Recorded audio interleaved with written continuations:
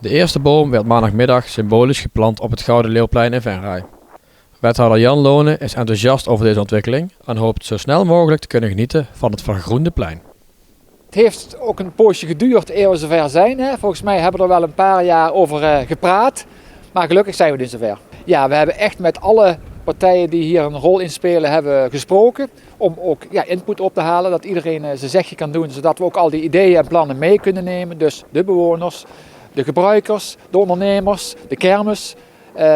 Iedereen eigenlijk heeft daar zijn zegje over kunnen doen. De eerste bomen hebben we net geplant van de 25 die er hier komen.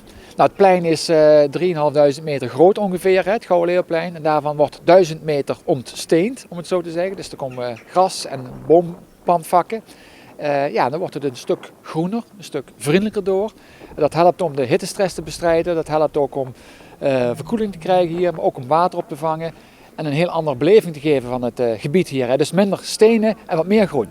Ja, het stenen plein was het eigenlijk meer. Hè? Nu was het eigenlijk wel een beetje een soort van groene oase. Dat klopt. Nou heb je natuurlijk bij een toren heb je heel vaak last van wind. Hè. Het waait vaak om een toren. Dus dat hou je hier toch dat het een beetje een winderig plein is. Maar door die bomen krijg je een heel andere beleving. En daardoor wordt ook de overlast van wind of zo wordt daar een stukje minder door. Dus het wordt echt een groene oase. Ja, klopt. En hoe lang gaat het duren?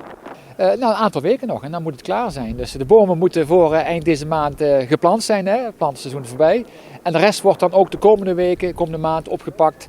En daarna nog de afwerking. En hopen we echt van de zomer, als alles weer normaal wordt, laten we het zo zeggen, dat we kunnen genieten van een fantastisch Gouden Leeuwplein.